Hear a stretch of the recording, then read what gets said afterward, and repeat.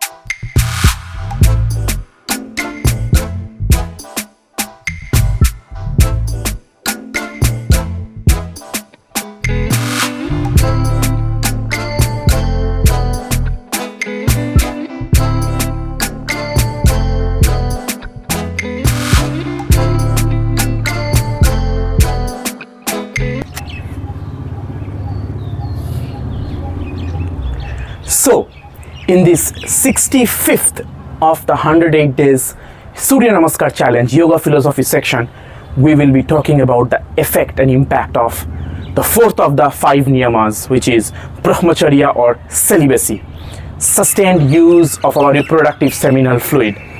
A very critical point, because this is a topic which has gotten and taken different routes in so many different ways based on so many different opinions available there. But today we will be discussing it from a point of the ancient Vedic wisdom of Ayurveda. Okay, in Ayurveda, see, there are 7 tissues that build up our body. A human body is built up of 7 tissues or dhatu. Sapta dhatavaha, 7 dhatus. What are they? Let's recap. First is rasa or plasma. Second is rakta or blood. Then third is mamsa or muscle tissue. Fourth is medo dhatu. Medo dhatu is the adipose tissues. Then fifth is asthi. Asthi means bone tissues. Okay. Then majja. Majja is the bone marrow or the nervous tissues. Okay. And the fifth one is the reproductive tissues or the shukra dhatu. Now in our discussion today, in what happens if one is established, a yogi is established in the principle of Brahmacharya, the Shukra Dhatu will come into play. And we have to understand how Dhatus get metabolized and transformed from one to the other, how the Dhatu digestion metabolism happens, to understand this particular concept of Brahmacharya.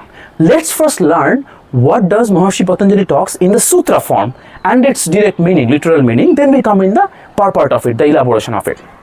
In second chapter, Sadhana Pada, sutra number 38, Maharishi Patanjali says, Brahmacarya-pratiṣṭhāyām, vīrya-lābhaḥ. Brahmacarya-pratiṣṭhāyām, vīrya-lābhaḥ. One who is established firmly in the principles of celibacy, Brahmacharya, vigor, valor, vigor, power is gained. Okay? Now, what does power exactly mean? What does vigor exactly mean?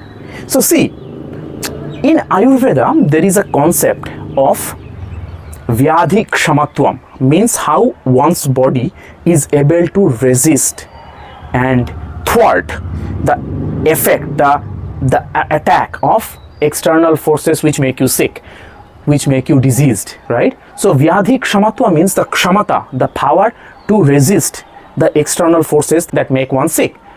So that is called our immunity power. In English simple terms, that is called the immunity power. Now that immunity power, there is a specific word that contributes to this immunity power directly in Ayurveda, and which is called the ojas, the most refined version, purified version of vata dosha that contributes to our prana or enthusiasm, excitement, our energy, right? That is the prana, tejas, and then there is ojas. Now ojas is something that directly contributes to one's vyadhi kshamatvam, stability, nourishment, stability of the body, vyadhi, the resistance power to illnesses and to attacks of external forces that make one sick. Now, celibacy is a word that you have to understand from 2 different perspectives. One is the perspectives of a householder, and one is the perspective of a sannyasin or a renunciate. Now, for a renunciate, for a sannyasin, they are not in the lineage of creating offsprings. So the sexual activity for those people, the renunciates, based on the lineage they are in, it's 0. It's supposed to be 0, right? So whatever their seminal fluid is, they are sustaining, containing within them, and their seminal fluid that is contributing directly to their immunity.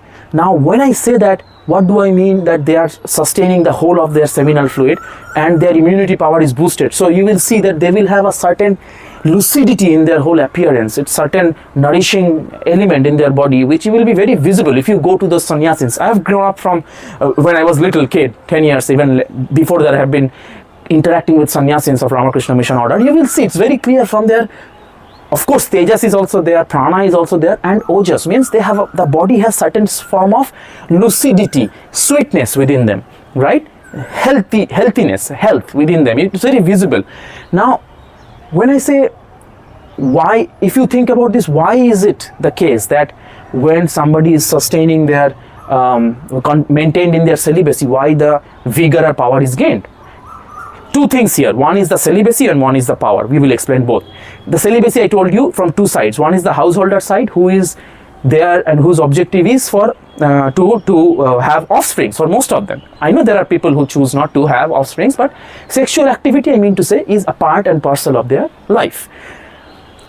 Now, for them, it will be, the celibacy will be having one meaning, and for a renunciate, it will be having completely different meaning, a whole different meaning, right? First, let's understand the power part of it. So we were talking about, we started with that two different kinds of what celibate means from the context of a householder and a sannyasin, renunciate. Let's pause it there. Now let's come to the power part. When I say that, or when Maharishi Patanjali says in the sutra, vīrya-lābhaḥ, one attains vigor, power, prowess, valor. What does it mean, and how is it so? Because the 7 tissues I talked about, rasa, rakta, mamsa, meda, asthi, majja and shukra, in this order, the dhatu gets metabolized in this order. The dhatu digestion, when the dhatu digestion happens, when we eat a food, for example, within one day, our rasa dhatu gets built up, the plasma, right, which is a significant part of our blood, right, interstitial fluid in our body. So the plasma, liquid part of it gets formed right away within one day when we take a food. The food, if it gets digested, metabolized properly, from that we get the plasma within one day. Then rakta, within 6 days the rakta gets built. Mamsa, 11 days. Meda, 16 days.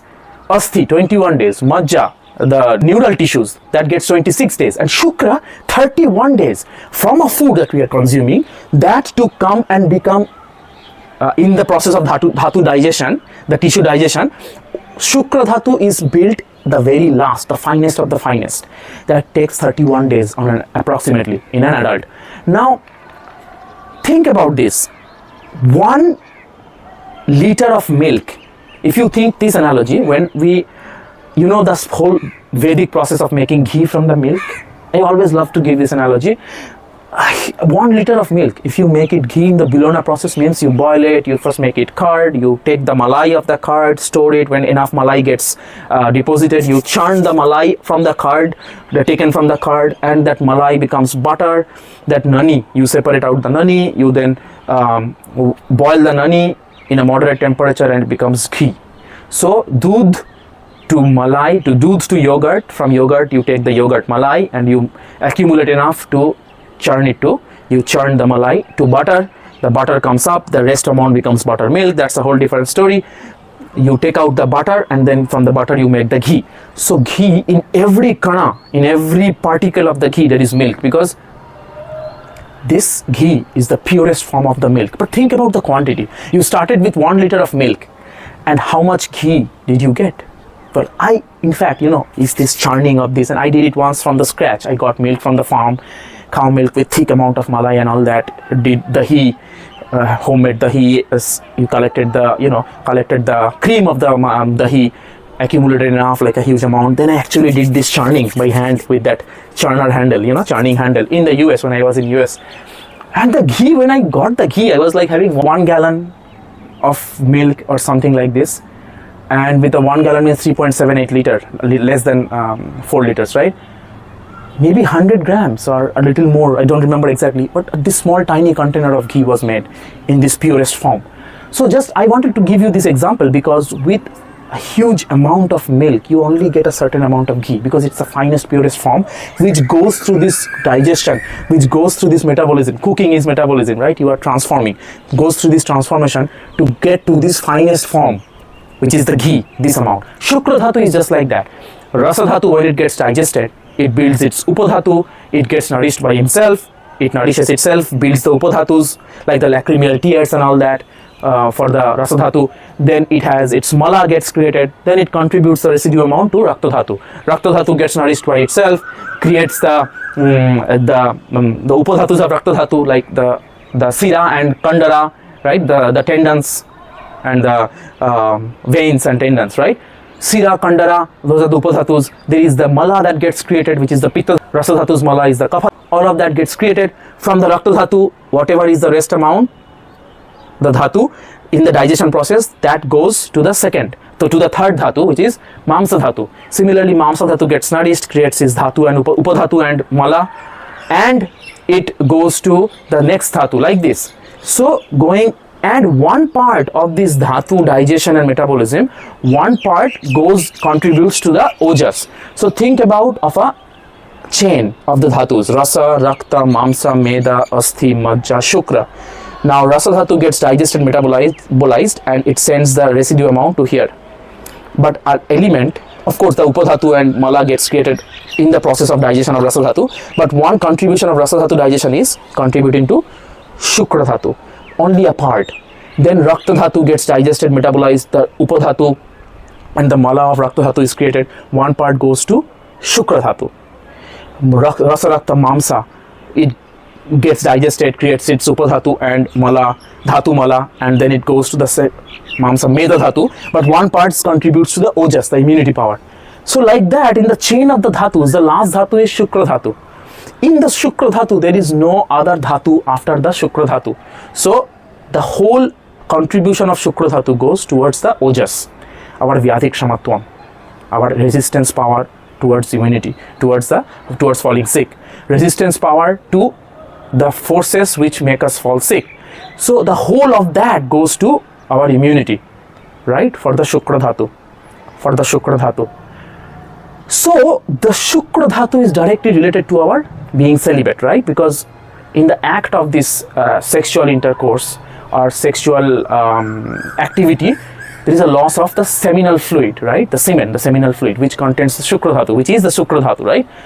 Now whether it's a male or female that gets ejaculated, it's a loss, it goes outside, right, and it's not stays in the body, it does not stay in the body. So whatever finest, most refined version of the Dhatu we have, Shukra Dhatu, it gets dissipated, right, during the sexual activity and not being celibate.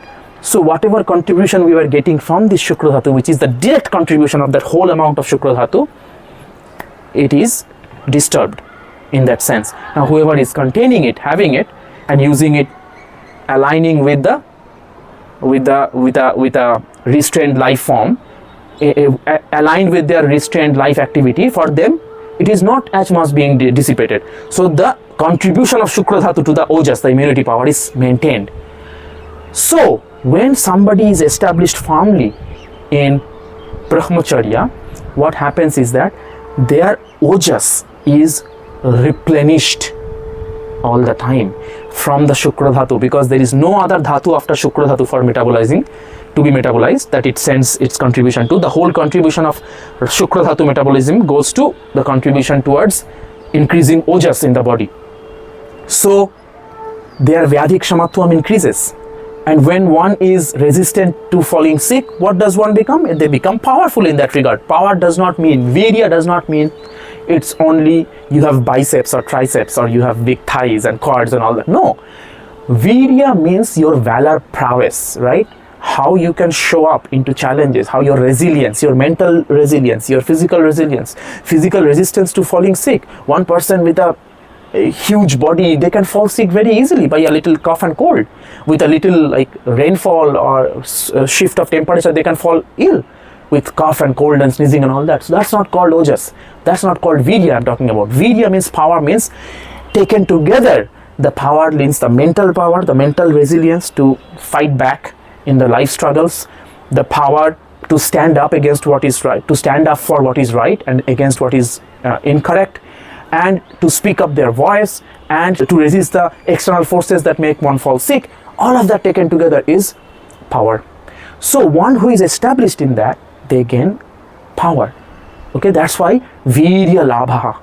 If the sexual activity is happening in a mindless way, then in the final stage of that sexual activity, there is a dissipation of ejaculation of seminal fluid, for which the contribution towards the Ojas is missed in that part. And as I told you, Shukra Dhatu takes 31 days after we consume a food. From that, the Shukra Dhatu formation takes 31 days on an average for a healthy adult.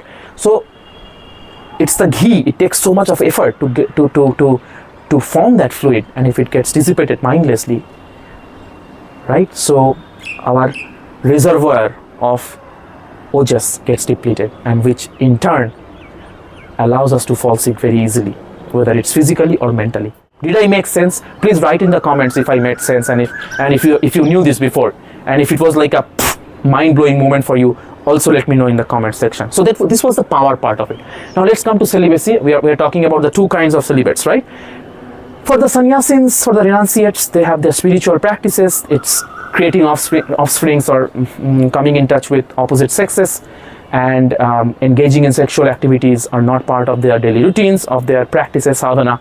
So loss of seminal fluids are not supposed to happen. So their ojas reservoir is supposed to be fully charged up all the times, which is why you can feel like when you go close to a monk, like a true monk I'm talking about, who is maintaining the brahmacharya, if you go to them, if you be around them, you will see the aura, you know, our biomagnetic field. The aura will talk about it. Of course, you will see the tejas. The pitta dosha's refined version is the glow or the tejas. You will see their tejas. You will see the most refined version of the vata dosha, which will be their prana, their enthusiasm, excitement. Everything will be so visible. So that's the renunciates, the sannyasins or sannyasinis. Now for the householders, what does it mean? What does it mean for a yogi who is a householder to be established in brahmacharya? Means sustained use of the seminal fluid. That's what the celibate can mean. It can translate to not to be mindless about their sexual activity, even if they had the opportunity and option to in front of them, or it is accessible to them 24/7. It does not mean they have to be mindlessly engaging in it just for that momentary pleasure, because in the long run it will deplete them of their reservoir of ojas. And for male, you know, in Ayurvedic texts there are texts which talk about that wants the males to be careful about going to the females, because for the females, they are protected by nature. Only once a month their cleansing process happens, where the shukra dhatu, the raja, you know, they gets cleansed from the uterus once in a month. They have monthly cycles. For the males though, this ejaculation, this will happen whenever they are finishing a sexual activity after the climax. Okay, so every single time they engage in the activity, they are bound to ejaculate and release their seminal fluid, the shukra dhatu. Not necessarily for the females, right?